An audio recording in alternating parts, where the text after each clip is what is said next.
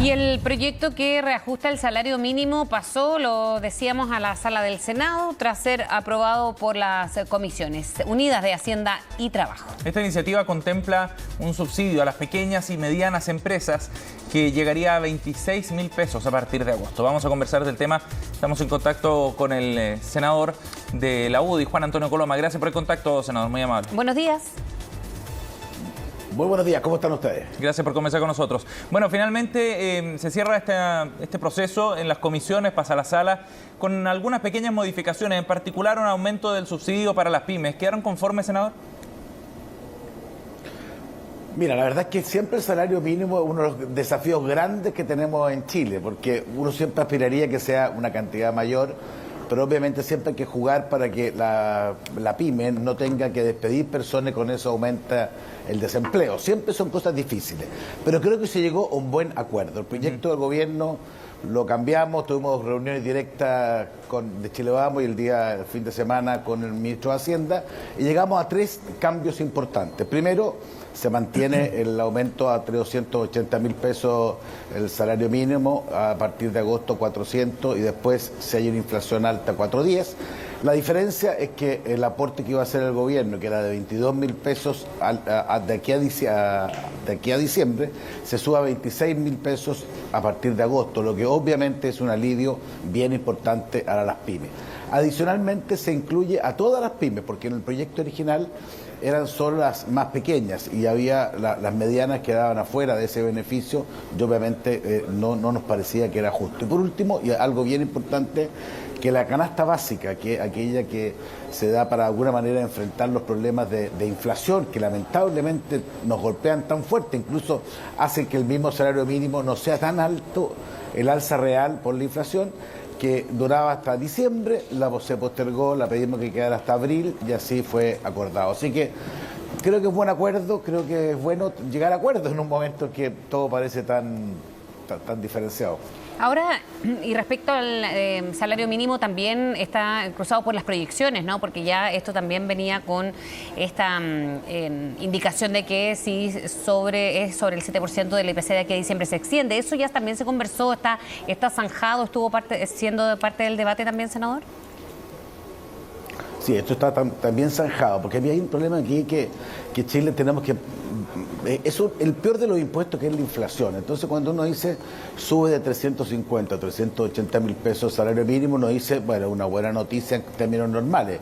Pero si usted dice que la inflación es el 10%, es más o menos lo mismo que tiene un valor real. Entonces, lo que se hizo fue generar una cierta automaticidad en cuanto a que era 400.000 pesos a partir de agosto, y si a diciembre es más la inflación de un 7%, yo le creo que es casi seguro que va a ser eso, lamentablemente, este periodo, bueno, en ese caso aumenta a 410.000 pesos. Y también, y eso es lo importante, el apoyo a la pyme para que pueda financiar este aumento, parcialmente a lo menos, también que de alguna manera también sube la cantidad. Así que, ahora, eso no significa que esté todo listo. Hay un pequeño tema que sí estamos todavía en discusión. Nosotros hemos planteado, porque es bien especial esto técnicamente, el salario mínimo sube respecto de aquellas personas, o sea, sube para todos, pero respecto de las pymes, el subsidio se entrega a respecto a aquellos trabajadores que ganan el salario mínimo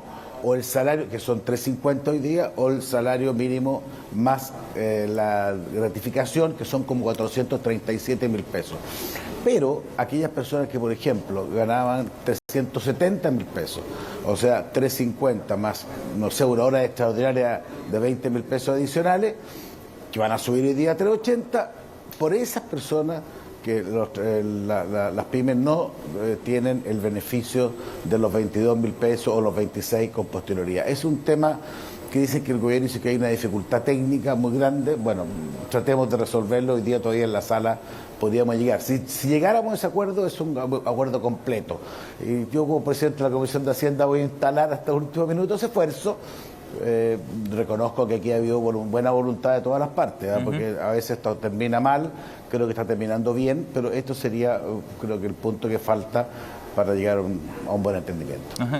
Senador, ¿y queda avanzado algún camino para continuar con este proceso de negociación luego, como un mecanismo más o menos establecido, una hoja de ruta quizás para avanzar hasta los 500.000 pesos, que es la meta que tiene el gobierno para el salario mínimo a fines del periodo? Mira, esto se hizo hasta abril del próximo año, porque hay que evaluar varias cosas que vayan pasando. Primero, ver cómo evoluciona la inflación, porque, o sea, sean 350, 380, 410 o 500, con una inflación alta. Fíjense que Argentina, no sé si ustedes vieron, tiene una inflación del 70%. Sí. Nuestro país no estaba acostumbrado, hace más de 30 o 25 años no tenía inflaciones tan altas como la de ahora. Y uno se da cuenta que uno no saca mucho con decir, mira, vamos a llegar a una cifra A, si la inflación no sube más que la A. Entonces lo que vamos a ver es cómo evoluciona la inflación, y ahí hay una gran responsabilidad del mismo gobierno de limitar el gasto público.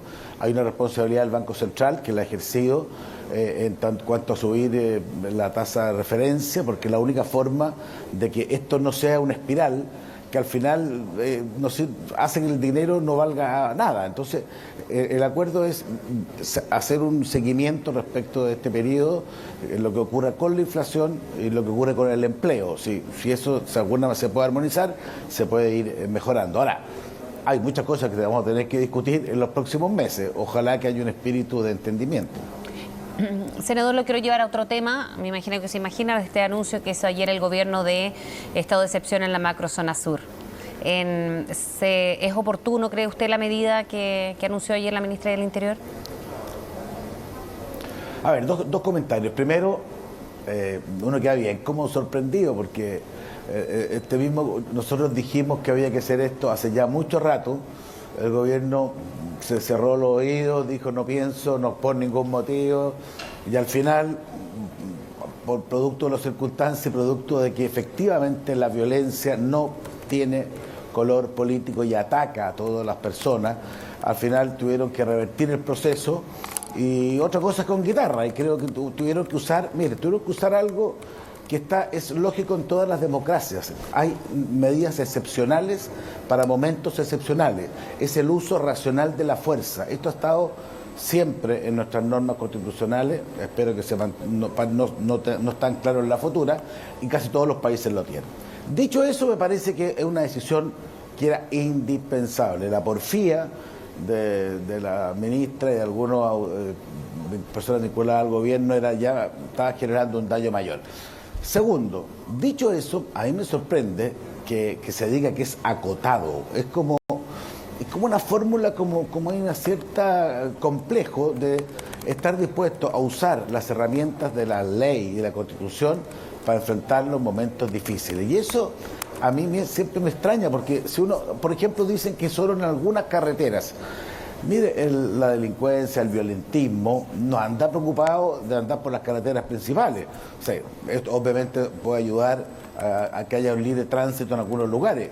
Pero ¿dónde se producen los atentados? Se producen las bodegas, donde están los tractores, donde están el tema de la producción. Entonces, si no va a poder tener acceso la Fuerza Armada, porque recordemos que esto es un Estado en donde se entrega a la Fuerza Armada un poder especial justamente para permitir que el Estado de Derecho funcione. Si usted le dice, mire, va a llegar hasta aquí esta carretera, pero 500 metros más allá ya no va a existir ese estado de excepción, es muy raro. Y creo que al final es como renunciar al uso legítimo de la ¿Y qué refleja a su juicio, grupo senador? Violentista.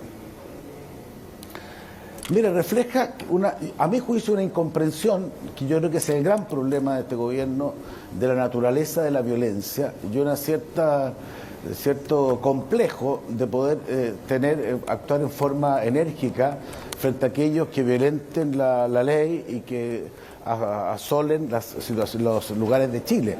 Yo creo que no hay una comprensión cabal de qué es lo que es esto y cómo se enfrenta el tema de la violencia. Yo creo que este gobierno tendrá cosas buenas, creo que hasta ahora no ha sido mucho menos de lo esperado. Pero a mí lo que me preocupa es la incomprensión de que el gran problema de Chile es la delincuencia y la violencia.